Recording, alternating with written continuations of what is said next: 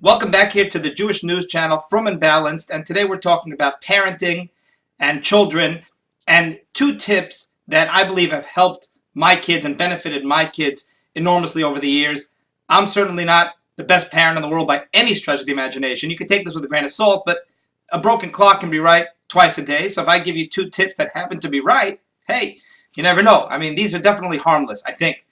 Number one, if your child asks you a question, whatever the question may be, don't answer them. Don't tell them the answer right away, but say, hey, what do you think the answer is? Now, I don't mean if they ask you the capital of Bermuda, but something very factual like that where they can't really figure it out. But a lot of times they'll ask you a question that requires thought. Sometimes they'll ask you how to spell a certain word or what bracha to make on a certain food. Now, I don't see any reason why they can't figure it out themselves. My kids ask me all the time what brachas to make, and I'll say, well, where does it come from? Where does it grow? Does it grow on the ground? They know Hadama Ha'etz. They know the basic concept. Or they'll ask me how to spell the word. Now, they can certainly, depending on the age, at least make an attempt to spell the word properly. And this does a couple of things. Number one, it forces them to think. It shows them that they can think for themselves. They don't have to have everything spoon-fed. And as a result, it'll train them. It'll train them to think for themselves. In other words, you don't want your kids just automatically jumping. Nowadays, you don't know something, you just Google it. It couldn't be any simpler, but we don't want that. We want our children to think for themselves. So it trains them to think for themselves. And number two, on a more emotional level, it actually shows them the faith and the confidence that you have in them. Hey, you can figure this out. It builds them up. It reinforces the fact that you believe in them. Hey, you don't have to ask me. You also have a brain, and you're very bright, and you're talented, and more importantly than being bright even, you're a hard worker, and you'll put in the effort, and you figure it out themselves. So by doing this, by turning it around on them, you're training them to think for themselves, and you're also showing them that you have faith and you have confidence in their abilities. It's an amazing tool, and it's so simple. You just got to get into the mode, into the groove. When they ask you a question, your natural reaction is, well, here's what bracha to make, here's how to spell it. Instead of that, just say, hey, you tell me.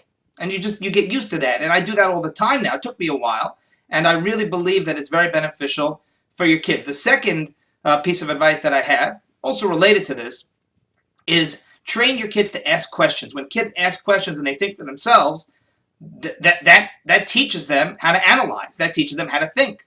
And that gives them all sorts of amazing tools, intellectual tools. Now, how do you get them to ask questions? Very simple. You offer them a prize, offer them a treat. Trust me, it doesn't have to be anything major. But tell them that if they ask a good question, you're going to give them a treat. Now, I'm not saying to reward them for every little silly question. They're going to be asking all sorts of things. They're going to be asking, what color is the yellow wall? Because they know that they get a treat if they ask a question. It's got to be a good question, and you can hold them to it. And for the most part, you'll come across good enough questions from all your kids that you'll be able to really leverage this and really use it in a very beneficial way. Now, how can I give my kids treats all the time? How can I give them all sorts of sugar and junk and everything else? Look, let's be honest. You're giving your kids the junk anyway. At least most of us are giving our kids junky snacks at some point throughout the day.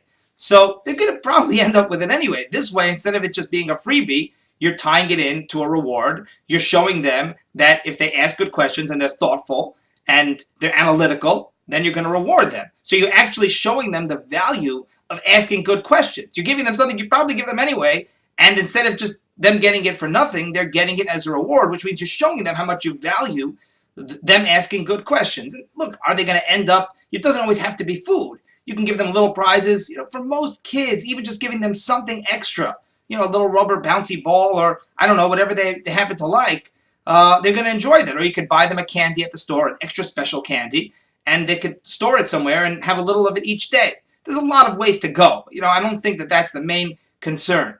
But again, encourage your children to think, encourage them to ask questions, show them the confidence that you have in them, and you'd be amazed at how far they can go.